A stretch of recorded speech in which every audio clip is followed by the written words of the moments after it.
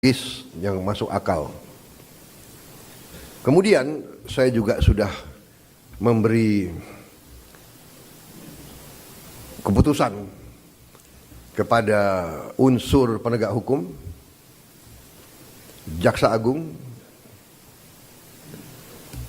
BPKP, Kapolri, dan Panglima TNI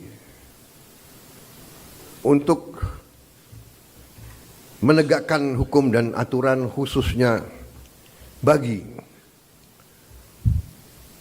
perusahaan-perusahaan yang melanggar ketentuan-ketentuan pertanahan dan hutan. Ketentuan-ketentuan kita harus dipatuhi. Tidak ada yang memiliki perlakuan khusus. Bagi mereka yang sudah diberi kesempatan berkali-kali untuk menyelesaikan kewajiban-kewajibannya dan tidak melakukan, ya pemerintah akan melaksanakan kewajibannya, mencabut izin dan menguasai kembali lahan-lahan tersebut. Apalagi lahan-lahan itu adalah hutan lindung dan sebagainya. Jadi ini juga langkah yang akan kita laksanakan.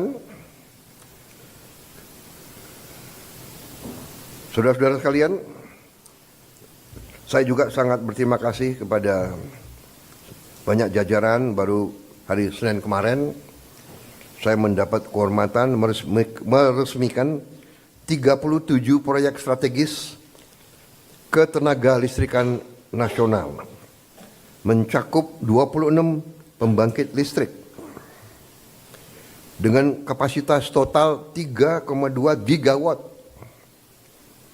serta 11 jaringan transmisi dan gardu induk di 18 provinsi. Sebagian besar dari pembangkit listrik ini adalah energi bersih, energi terbarukan. Saya kira kalau dicek nanti, ini mungkin peresmian terbesar dalam satu hari. Ini menunjukkan daya kemampuan kita, ya. We can do it. Dan ini saya harus sampaikan bahwa ini hasil kerja keras pemerintah-pemerintah sebelum pemerintah kita.